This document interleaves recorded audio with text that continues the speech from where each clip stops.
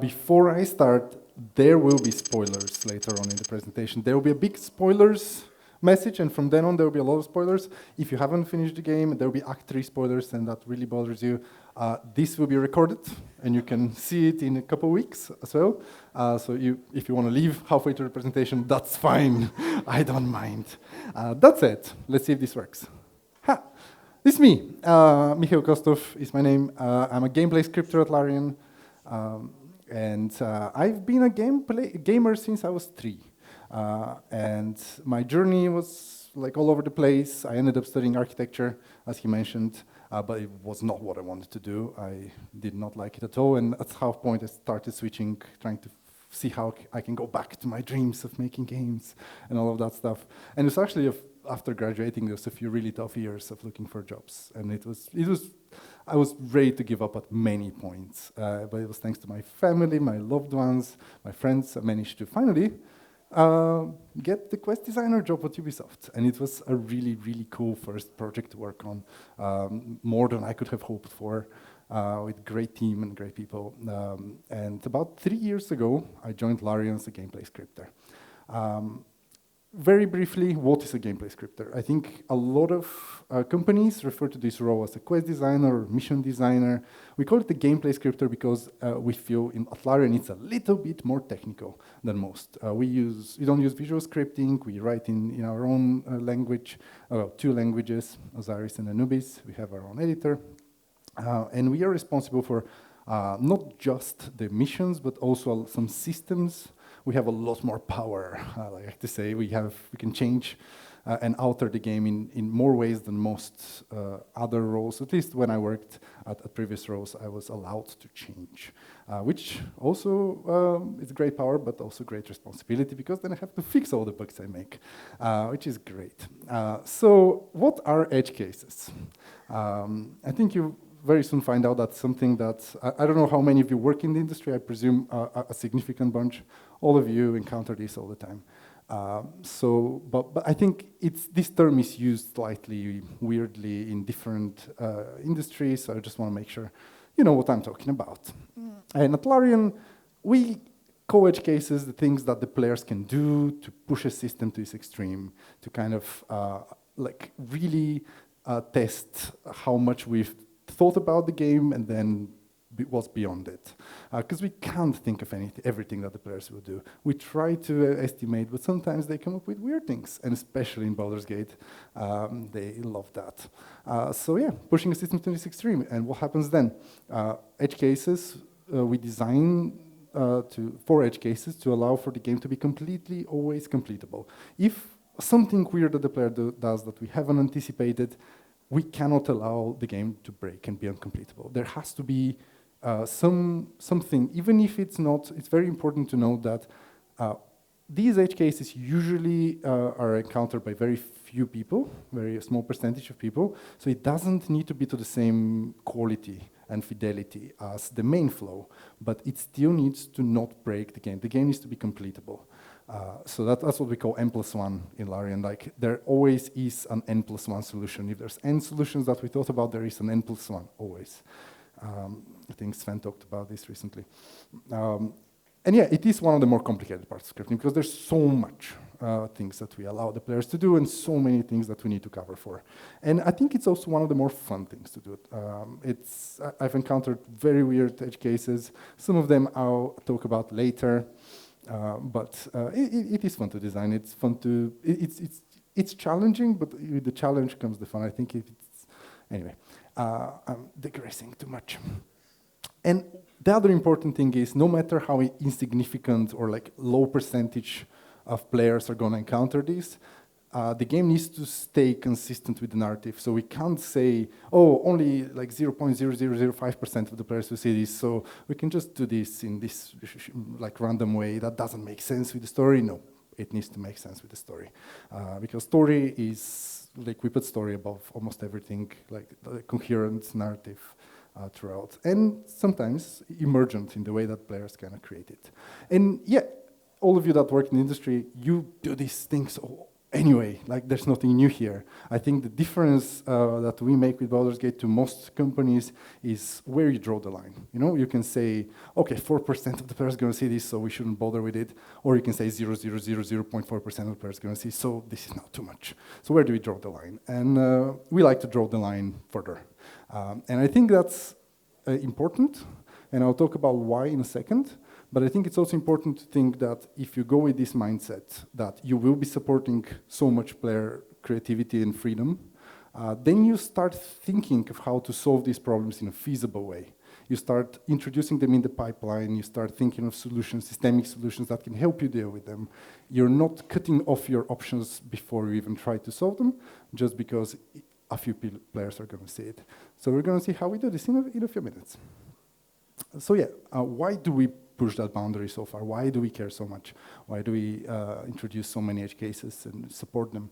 I think at Larian, everyone firmly believes that player creativity is great. And the more freedom they have, the more emergent stories will be coming out, things that we couldn't possibly design for, that will create a unique experience for this specific player compared to this other player. They'll be talking to their friends about how they did weird things in the game, and it's great. And we want to support it. And also, when you make choices, even if they're not a dialogue choice, which says, pick this option, right? You can go and kill this certain character when the game doesn't tell you to.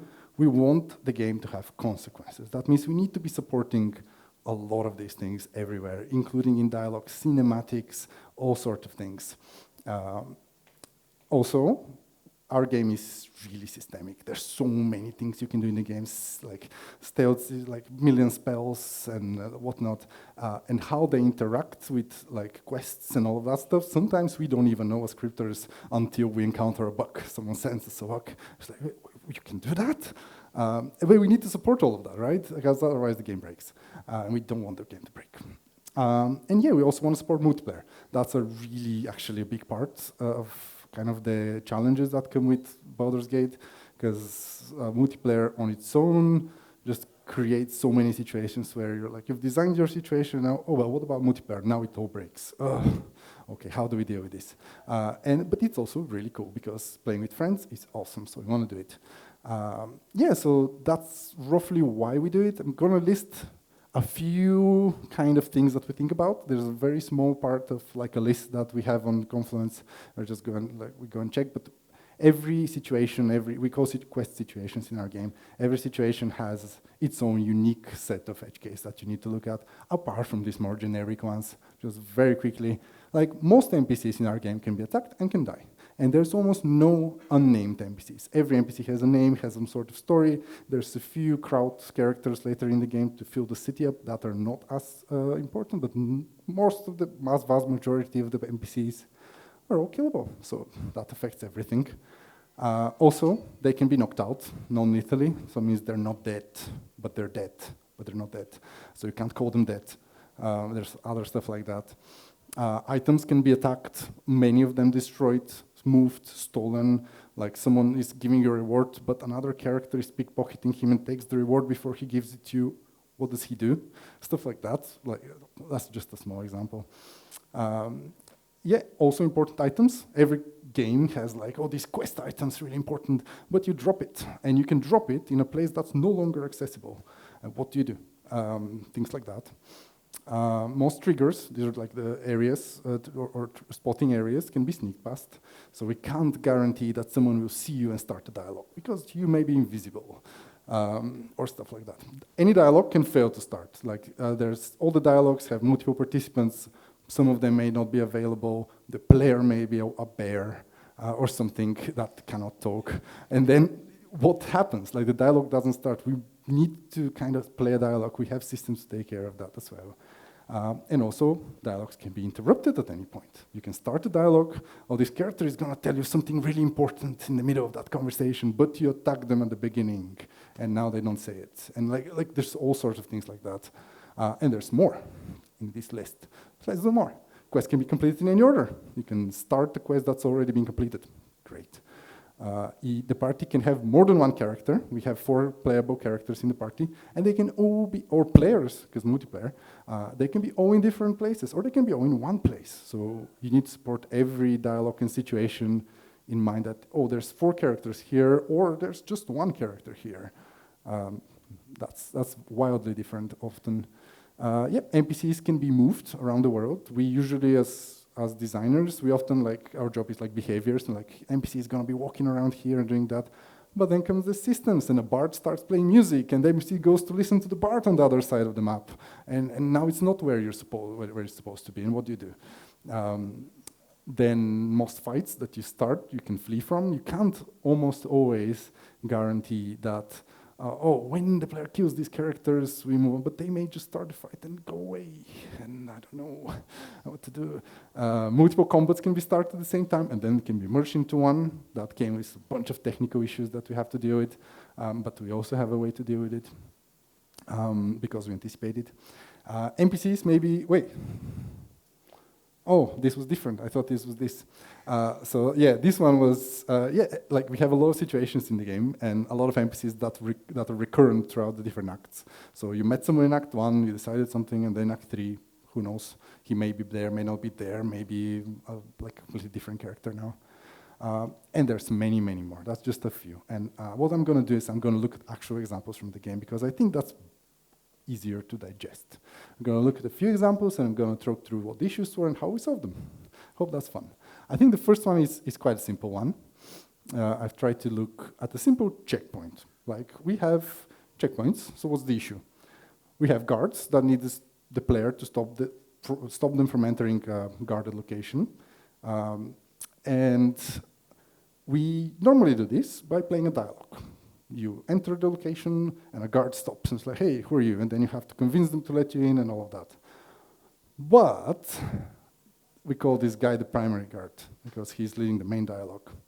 And it happens when you enter the primary trigger of a checkpoint.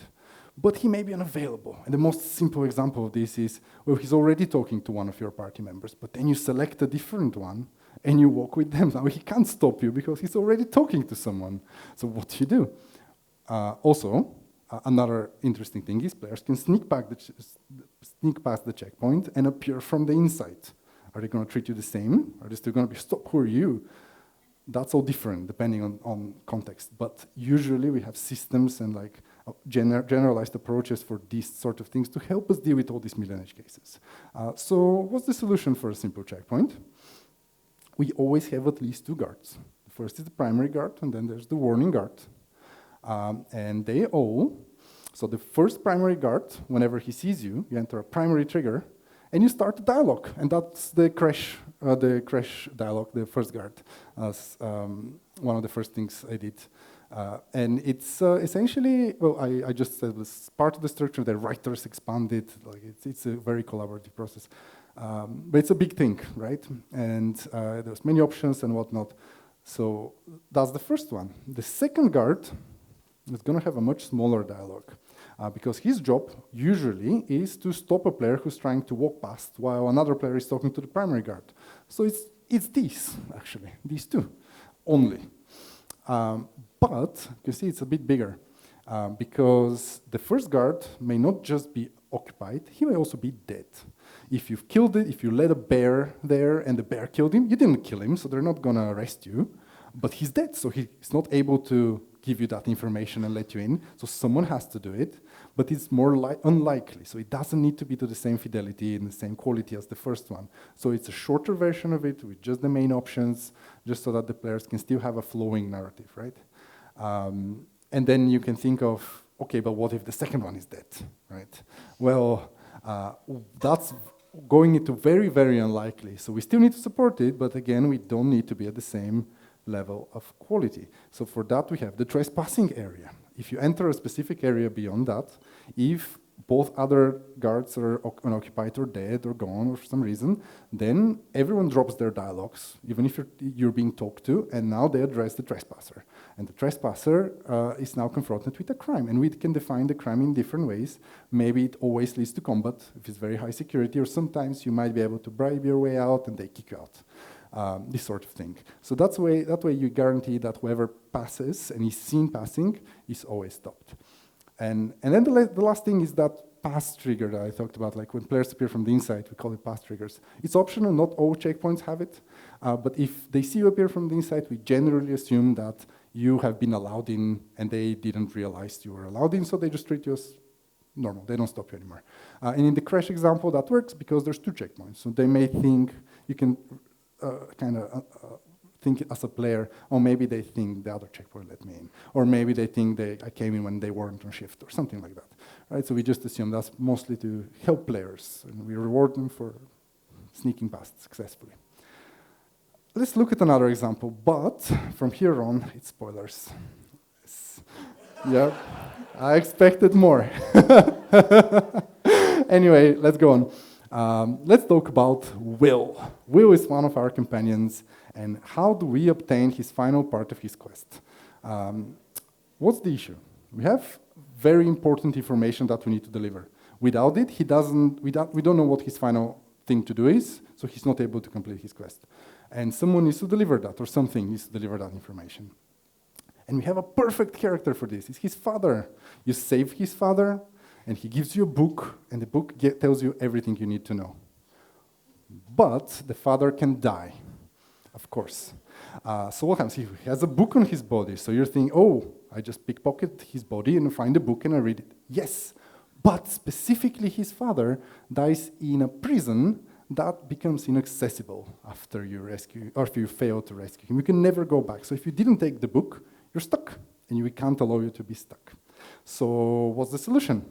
Well, we introduce another character who you actually met before in Act 1 and knows Will. You know that Will knows her from his past. So she's actually a really good candidate to give him the same information if his father is dead. So we use her. But she can also die because you've met her before. In Act 1, the player could have killed her. Or maybe the story led to her dying. There can be many choices. So what's the solution number 2 is we add a third character who you've never met before. So if both of them are dead, instead of them, there's a third character that only appears in the cutscene where you receive the information. And if you interrupt the cutscene at the beginning, because you can, she still has the book on her body, but we make sure she doesn't die in an inaccessible location. So you can always go back and find the book. And that way we guarantee that you can obtain the final step of Will's quest. And that's what we do all the time. Let's look at another one.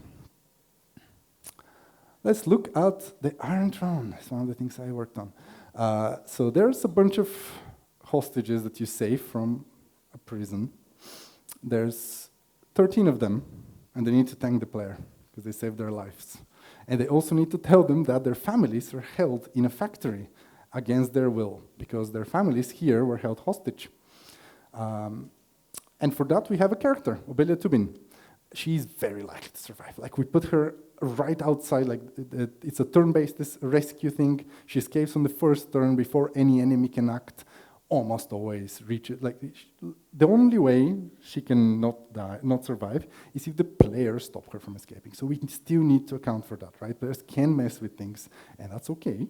But this information, and then there's 12 other characters that all may be alive or dead. We don't know who's going to be alive, so we don't really want to do 12 dialogues of the same content for all possible 12 characters that could have survived, right? Could be 1 survive, could be 12 survive, and whatnot. The thing is, this information is not vital, because there's many other breadcrumbs that can lead you to the factory, and you can still see it. You don't need to deliver this information, but we need to stay narratively compatible and consistent, because these families that you just saved, they deeply care about their families in the factory. So if they never mention any of it, it breaks their character completely. And when you encounter their families later, you think, oh, they didn't say anything. You're not saying that makes no sense, right? So we really want to say this information, but we don't really expect this to happen for many players, and it's not super vital, so we don't want to put too many resources into it. So how do we solve it? We have a fallback narrator dialogue for this one we came up, and I've prepared both. I wonder if you can see it. Oh. Plop. So this is the version where Obelia thanks you. I wonder if it's loud enough. Okay, well, it's too quiet, but it doesn't matter. Anyway, we have a full-blown dialogue with a cinematic artist who's talking. There's a verbal dialogue. She talks you. There's a lot of options the player can pick. And then, I'm going to skip, you have an idea how the dialogues in the game work, most of you. And then for the other one, we have a narrator one. So let's see what that looks like. On I go. I'll save you! Please, I want to ask you something. I can't thank you enough. I was certain that place was to be my cold, wet tomb. You saved us! Saved us all! I thought it impossible, but you did it! We were kept hostage to control our families and the Steel Watch Foundry, to keep them building Gortash's death machines. Please. They need to know what happened here. They have no reason to obey Gortash anymore. If they rebel, it'll put a dent in Gortash's steel might. Gond smiles on me this day. Thank you.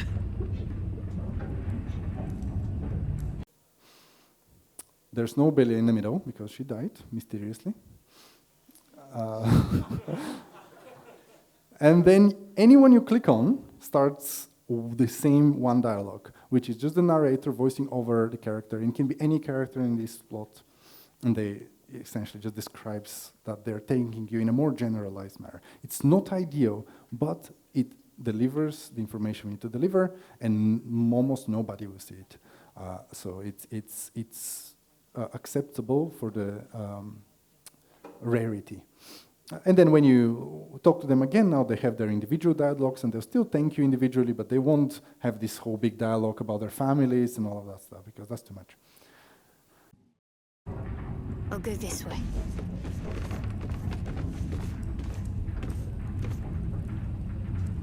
A Gondian hostage, the one crouched in the corner of the submersible during your escape. Still shaken, they approach you.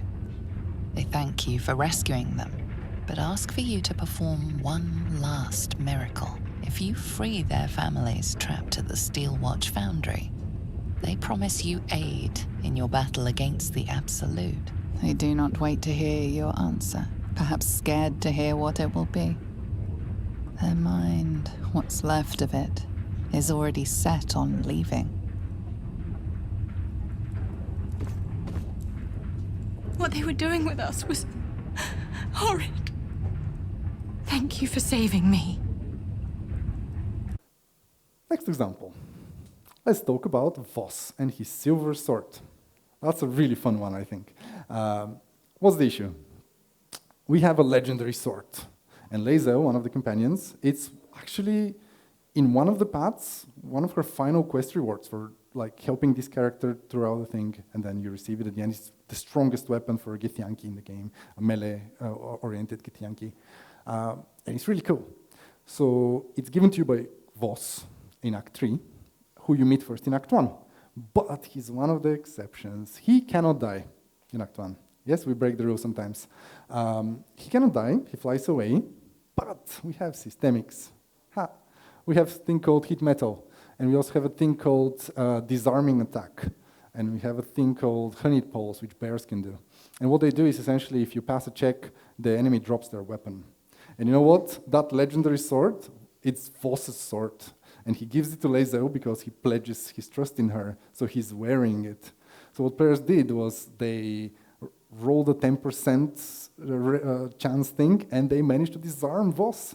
And what he does is he drops the sword and then flies away. It's great.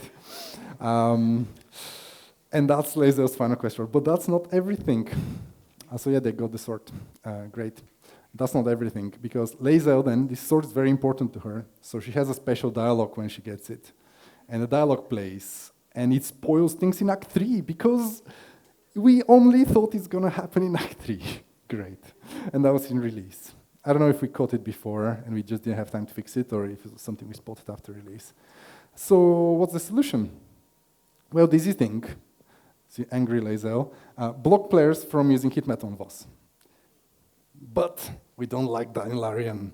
We love this sort of stuff, so let's fully support it. How? Let players keep the cool weapon. They found a way to exploit the game, let them have it. It's awesome. And rewrite Lae'zel's dialogue to make sure it works in Act 1. This might mean recording new lines if possible. It might mean just hiding some of the lines or things, but support it. Players' creativity, top. It's awesome.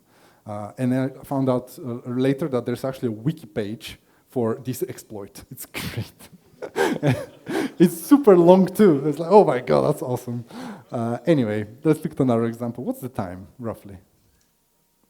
I'm super quick. I have a slide which I hid because I thought I won't have time. I might unhide it.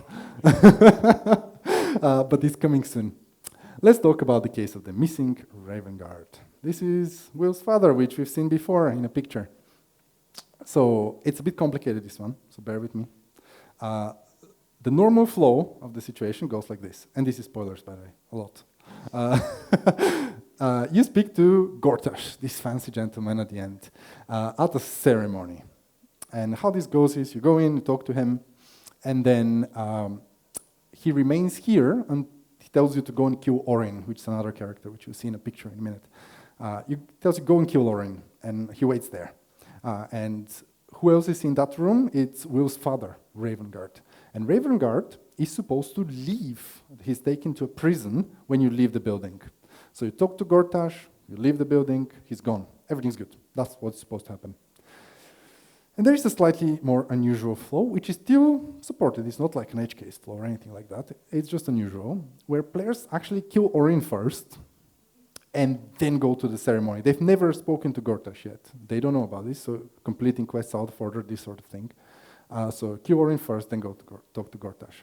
But what happens is, remember when this thing, you speak to him, and then he remains in the hall until you kill Orin? Well, he no longer has any reason to remain in the hall when you talk to him because Orin is dead. So what he does instead is he goes back to his office. Awesome. He starts walking, reaches his office, and when he reaches his office, we set a flag. What happens, unintended, is that because this flag is now set, when you leave the building, Ravengard no longer goes to prison.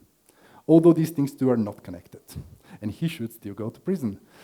So that's a problem, because now the game kind of expects him to be, everything in the game depends on him being in the prison, because nothing unusual happened. It's just this weird coincidence of a little bug, essentially. And what's the solution? It's super simple. We just make sure the flag works, right? We change the flag, so whenever we use a different flag, it's very easy. But the problem comes, what if players, because this was live, right? And I think a lot of game devs here will have suffered from this. What happens if players have already saved the game after this happened? And this is where this becomes really interesting. Because we call this save game patching. And in Larian, we do that a lot. The game's been out for, 9 months, 8 months, and we've dealt with very interesting bugs, and that was one of them. Because, think about it, players could have saved in the hole where it happens. So in this case, if they load the game, and if already changed the flag, so it will work for new players, it will also work for them, because the flag no longer depends. They leave the building, he's saying, great. But if they've already left the building when they've saved, they're no longer going to have this trigger condition leaving the building. So he will never be sent again, because we're waiting for the players to leave the building. So we need to catch, have they left the building? And then send him, right? We also need to check if he's alive or dead and all of that stuff, because the player might have messed with it afterwards. But also, he's sent to a prison. And I remember that was Darren Throne thing.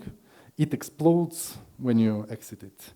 So players could have gone in already, exploded it and left, and then saved. And he's still bugged in that audience hall. So how do you patch that? It's very difficult. But we found a way, right? We have other tools. We managed to sneak it in another flow, which is supported. So we will set him off stage, and then we'll make him appear, like resurrect in a different way. But it was like a lot of these headaches we do like all the time after release, and some of them are really challenging to fix. Some of them are really fun. Some of them are just, it's the simplest thing to fix before release. It's literally changing one flag. It takes 2 minutes, and then 5 days probably. And then it's not just, you're thinking, oh, I fixed it. And then you start testing it, and you're like, oh, no, I missed this. And oh, they could have saved there. And it becomes very complicated. But it's fun, so we do it. I wonder if, yes, so I'll go back now and I'll unhide my slide. So, entering the Iron Throne. This is an interesting one, I think, and I think it's a lesson more than anything. What's the issue? So we have the Iron Throne, that same thing I worked on, that's why I talk about it all the time, because I try to get things from things I worked on. So you can only enter that place if Gortash is alive. Why? So essentially, before that, there is a character there that takes you to the Iron Throne, but he works for Gortash. So it didn't make a lot of sense that this guy stays while Gortash is, if Gortash is dead, because there's nothing stopping him from just leaving. There were some changes. Initially, he didn't know about Gortash dying. Nobody knew about Gortash dying in the lower city because it happened in this enclosed space, and we thought news are not leaked outside or whatnot. But then iteration happened, narrative changed. Now everybody's supposed to know about Gortash dying. There's even a newspaper article about it. So everybody knows, right? So this guy, no longer we can say he doesn't know. We can't play that card because everybody knows. But the problem is, yes, dialogue doesn't make any sense if he's dead and he's still there. But the problem is, actually, I think I have the one solution to think here. So we just add new lines for this, right? Record new lines, that's great. We have so many dialogues in the game, what's a few more? Problem is, his voice actor is already finished recording and he's not coming back. So we cannot add any more lines. And we're like, damn it. So what do? Solution 2. What we did here is that he disappears and you can no longer go to the Iron Throne anymore. And why we chose this is because Iron Throne and the following quest, their main goal is to help you defeat Gortash. So if you've already done it, they lose their value. There's still value in it because it's an area we wanted players to access more stuff, right? And there's cool stuff to do there. But it was no longer needed for the massive overall story. And that was the compromise that made sense because his dialogue just didn't work without it. And I think the lesson here is that not all edge cases, if messed, can be fixed in the best way. And sometimes we need to find compromises. But I think what's cool here, and I haven't written here because I wasn't sure how much time I'll have about it, is there is a good thing that came out of this. I think that's cool. Before this narrative change, when nobody knew about Gortash's death, we actually supported going to the Iron Throne without Gortash being alive. Normally, he shows up on Skype when you enter. It's like a submersible magical Skype. And he's like, what are you doing here? And you're like, I'm going to go in anyway. And then he blows it up. But if he's dead, he can't do that. So we had recorded, we had cinematic, everything, an alternative way that he will have set up precautions. There's like this beholder creature that comes and it triggers the destructions instead. And that ended up not going in the game for some time because you were no longer able to go to the Iron Throne. And it was a really cool scene. And anyway. And then we found out that there's another edge case we missed. And that is that you can ally with Gortash. And if you ally with Gortash, you can do what he wants to do, and then he leaves and goes for the end game. And when he's in the end game, he's no longer available for Skype, but he's alive, which means Redhammer, the dwarf, has no reason to leave, which means he's still there, he can take you there, and now we can finally use that dialogue with the spectator where Gortash cannot Skype you, but you can still go. And I was like, okay, we at least were able to salvage some of this and make some players successful. I think it's a really rare thing that I've seen one guy on Reddit found out that you can actually do it. And I'm like, okay, cool. I do things for the one guy in Reddit often. Yeah. And let's look at the final one. And this is my final edge case here before we go into Q&A. And it's, I want to end it because I think it's very cool. It's the case of the Lost Netherstones. Remember how we can leave and drop important items anywhere in the game? Well, there are some items that are so important, right? Super important. One of them is the artifact. Everyone starts with artifact. It cannot leave you, but there is a narrative explanation for it. It has a sentient, powerful being inside it that can manipulate time and space, right? So it's fine. But not all items have that. For example, these three things. You get them in the game and you need them to access the ending, essentially. But what happens if you drop them or you leave them? Well,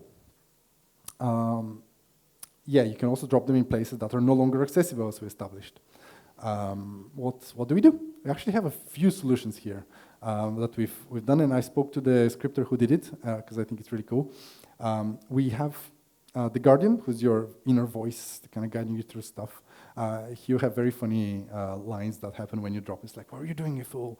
They're in a video next, but they probably won't be able to hear them. Maybe we can narrate them. We'll see. Then we also place map markers on them, so players can find them. If they forget they dropped them, they can see a map marker. Oh, lost Netherstone. Okay, I can go and get it. Sometimes we game over if it makes narrative sense. If you drop it in a really weird place, like a chasm, and it's destroyed, and then it's like, well, the Emperor comes up, you fool, and then game over. But it happens immediately, right? It doesn't let you play the game for an hour to find out that you can't progress anymore. It happens immediately. Not always it can happen immediately. And sometimes we add little boosters, we call like small quests called boosters, to have the stones come back to you some way. I've got one here, which I think is really cool. This is fan favorite Woburn Bongo. No, go back. I need to press it with the mouse. This is Steelwatch Foundry. And these are the stones, right? So what happens if you drop them? So there's the Emperor. What are you doing? We cannot defeat the brain without the stone. Great. And you're like, okay, let's drop another one.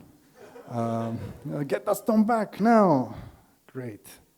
So you're like, I'll ignore that. I'll go in and I'll go destroy the Steelwatch Foundry, which becomes inaccessible afterwards. Let's push that button. So we roll, and we, of course, get natural 20, because I cheated. And we blow up the foundry. Awesome. And then our friend shows up.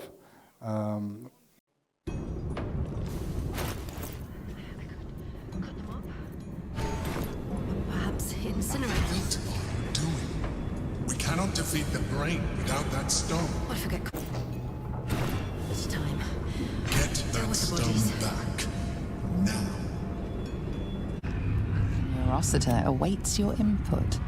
Successfully inputting this will destroy the foundry, wiping it from the face of the Forgotten Realms.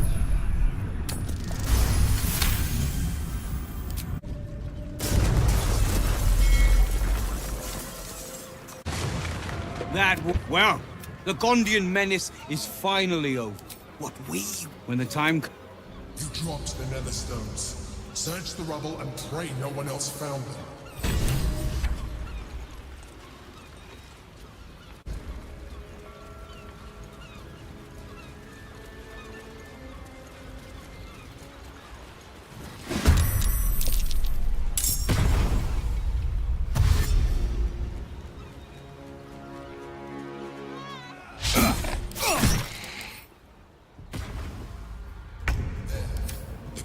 Have the stones. Get them before they escape.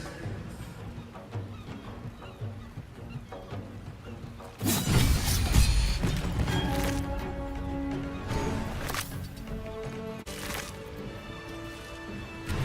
think, the world could have ended thanks to a pack of scavenger kobolds. If your fingers are so slippery, leave the Netherstones in your camp. And he's like, yeah, whatever. And now we don't have the stones. But you can see that there is a moment here, that's a narrative moment. We can't just say game over, destroys, because there's a dialogue, it breaks up the flow. It's really weird if we just game over. So what do? Well, in this case, we added a little booster. There's 3 kobolds there that are salvaging for stuff. And guess what they found? Up to 3 lost nether stones. So you can kill them, you can catch them, kill them, and you can get your stones back. Or if they run away, game over. So yeah, I think when I was talking to Michael, who made this, it was really interesting because he said that sometimes it's easier to add new content like this than to try to fit it into the existing web of situations and try to make a game over make sense in the middle of something. We can record more lines, we can add more like design work to support this. It's cooler than just trying to, or make the nether stones never droppable or something like this. Just allow players to have fun. And yeah, and I think I'm super early. Okay, let's talk about questions. Hi. So, I'll let Alex lead. Like, better than even on time. I honestly tested 4 times on my own, and all of them I ran over, and I skipped that slide because I thought, I might as well. It's like natural 20 on that one. All right, questions. We have more time for questions than we would usually. So, we're going to take more than just 2. Okay, there we go. First one there. And if someone, okay, second one there. Okay, there you go. Hi. First of all, thank you so much. It was very interesting and very funny at times. I am wondering about, so we were talking about various different types of solutions, right? Mm-hmm. Some solutions are more expensive, some are less expensive. I'm wondering, do you keep track of like fidelity levels? So to say, this is fidelity level 1 solution for this is just a narrator dialogue, and this is like fidelity level 2, 3, etc., stuff like this. Not for situations. We keep this for dialogues. I think Jason has a really good talk on it on GDC recently. We do it for narrative dialogues because there's so much work there that needs to be quantified, and we need to know exactly what to do. With situations and scriptings, we try to be a little bit more case by case. So we'll look at something, we'll discuss with our region leads, what's the best we can do it, sometimes with Sven. Because I think we've tried to kind of estimate how long things will take. It's very difficult with these things because you don't know how many edge cases are going to come up. You don't know how many times the narrative will change. Like, it's very hard to estimate properly. So giving something, oh, that's not true. We kind of do. Like when I mentioned boosters, we have some situations which are classed as boosters because they're meant to be very small, contained, simple. And then we have other situations which are bigger, but usually it's hard to say there's a gold situation or something. No, there's usually just everything as one, trying to iterate a lot. Sometimes we say, okay, this is not that important. We can kind of try to get it done quickly. But overall, in scripting, we don't use a lot of these. But yeah, it is a valid way to design games as well. To use fidelity levels. Thank you very much for the presentation. Welcome. I just have one question, yeah. Which is sort of, how do you measure how many quests or options are needed to complete, say, a certain mission? Like, say, Fallout New Vegas, they have like 3-4 paths that you can go, or any other quest. Well, normally this comes from the way we work in Larian. This comes from the higher narrative team. So there'll be Sven and a few other people, writers, assistant designers. They'll come up with kind of the story, and usually that dictates a lot of the main outcomes. And for smaller outcomes from a situation, it will be a big brainstorm process. And we normally try to essentially play the game. And it's often that we sit down, maybe with Sven or with our region lead, and they'll be like, it feels like I should be able to say this here, rather than saying we need 4 or 5 things. This is more of a writer, honestly, question. Scripters don't normally really deal with this. But I've been to multiple of these reviews, and I've seen how it happens, as this is my perspective of it. I think they have at least a few options that they need to have so that it's not a sausage, I think they call it. Otherwise, I've noticed that it's more of it feels like I should be able to say this, let's add that option, and what does that lead to? And then as we play, because we played so much internally, things just get added. And it's really incredible work by the writers to foresee a lot of these, to come up with great ideas. Our writers are really technical. They will jump into these dialogues files, they'll add things themselves, they add different branches and options. We'll just support them as they go. We set up the main structure and flags and outcomes. We make sure then after their pass that things work, but they have a lot of freedom in creating all of these on their own. And I think that's great. And yeah, it's usually driven again by what would feel best for the player per situation basis, rather than per dialogue basis even, rather than looking at the numbers, trying to fit things into a frame. All right, thank you very much. All right. You got one more question there, one more question there, one more question. Oh my God. Wow. Chill out. All right. Okay. All right. How did you guys account for save scumming in the game? So basically, like, you get to a place in a mission and you reload, you figure out something bad happens, and then you go to a different part of the mission.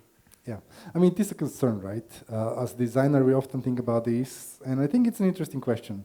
I think it's completely fine to save scum and play that game if that's how you want. But often when I design things, I'll be like, well, this choice is now meaningless because players can just reload, right? And just try until it happens. But it's fine. We've kind of embraced that it is, some people will play that way and they'll get the story they want. Other people, like, I think that's why we introduced honor mode as well, which I think is fantastic for narrative purposes more than anything. And I don't know if it's in custom mode already, but that's one save game thing, so good. Because now it forces you to accept your choices and deal with it, and it's a different game. I always save scum. So for me, it was really, really fun to play in honor mode and just, okay, I guess this character just died. Okay, that's fine. But yeah, it is a valid concern. We did think about it. We do, when in design, we're like, if it's something really important, is it enough to put it behind one skill check? And all that. So yeah, it depends. I think a good example is in the Crash, there is a machine that extracts a tadpole, and there we were like, okay, that needs to be serious, so let's have 3 checks. But that's it. Yeah, it wasn't like, we thought about it a lot. There was a lot of versions of everything. Yeah, I think usually these solutions come naturally as you play the game, and you're like, well, it's fine if this happens here. We'll it will still be a cool story. All right, more questions. We had one there, that side. No? Okay, I'm gonna stay at this side. Can you pass the mic behind you? Thank you. First, thanks for the lecture. It was really interesting to hear. I want to ask, what was the biggest scripting compromise you've ever done in the quest design in terms of breaking the Larian rules? You know, like give freedom to players, like kill everybody, destroy all items, stuff like that. Yeah, I mean, we do have to make exceptions sometimes, and I think we always strive not to break them. Like, we really want all of our characters to be killable, but sometimes things just, like, for example, I think a good example is Will. I didn't work on it, but I don't imagine Will's story working without Mizora. Like, no matter how many permutations we do, if you kill Mizora, well, she's so integral to it. Like, so we will make exception there. For scripting, let's see. Oh, I think actually, I think that case with Arantron is something I ran into, because we didn't want to make that character always 100% savable, because it's like, oh, that's hand-holding, right? It's too easy. And we had a lot more variation there, but it didn't feel necessary. And at some point, you look at the broad picture, and you're like, we're putting like a lot of emphasis here. We can do it in a simpler way.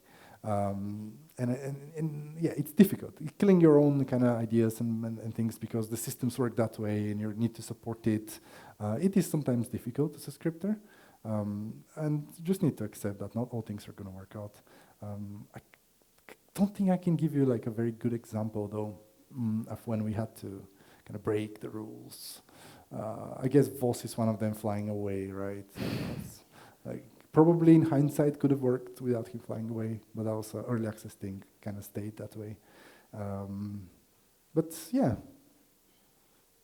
I don't know. I'll think about it. Maybe I'll catch up later and tell you if I think of something. All right, thanks. 2 more questions is what we have time for. Can you pass it actually to, yes, easier like that. Hi, thanks. Fantastic lecture, but just one question. I was wondering, is there like a particular story beat or character or even zone where in the company it was like, oh my god, not that fucking place again, where it's like, I gotta fix Moonrise Towers again. We're like, oh yeah, the Catholic scene. I think every scripter has one of those, but also the company in general. There's many, yeah. I think it usually comes from the places that were hardest to figure out narratively. I don't know exactly which ones, but I'm sure Sven and the team had many of these moments where like, this is not working, we've tried 10 things. I guess the gap between Act 2 and 3, there's like a little scene with Githyanki that took a lot of iteration, but I think it's important to understand that it's expected for things to be iterated many times. We don't expect things to nail in the first place, in the first time ever, really. So we will try it, and it's not going to work, and that's normal. And we're going to try something else, that's not going to work. Sometimes that takes a bit too many tries, and it starts feeling frustrating, but you nail it eventually. Even if you're not 100% happy with it, the overall game is pretty good. So yeah, for me, I think, yeah, designing the Iron Throne had a lot of issues at the beginning because it went through many iterations, but eventually where we landed, I was very, very happy with. So, yeah. One last question. And afterwards, Misha still will be here, so you can corner him somewhere outside and ask him all of the other questions that you have. So, there we go. Okay. Thanks for the great talk. I was wondering, for save patching, would it be easier to have a permanent ordered record of all of the critical player actions that you can refer back to? We have. Yeah. Oh, you do? We have stuff like that, yeah. For when someone goes out of the expected flow? Yeah. We can get some info out of player saves, and we can see what they did, which flags they've set, which databases they've set, which use a lot of databases. So that's essentially the only way we can say a game patch. We go through their save and it's like, oh, okay, so they've set this flag, but they haven't set this flag, they've entered this database. How did that happen? And then you go on a rabbit hole to find out how it happened, try to reproduce it. And then when you find out and you know exactly which flag and exactly which thing is the problem, that's when you figure out how to patch it. But yeah, we do have tools. They can be improved, and I think they're improving them all the time. But we have actually quite good tools to save game patch, which is why it's possible. Otherwise, I don't think it would be possible. This game is too big. So does that mean replay system coming? No, not that sort of thing. I don't think. Okay. I think it's just internal scripting things that we record are a very small part of the big game. Yeah. Thank you. Round of applause for Mihail Kostov. Thank you all. That was great.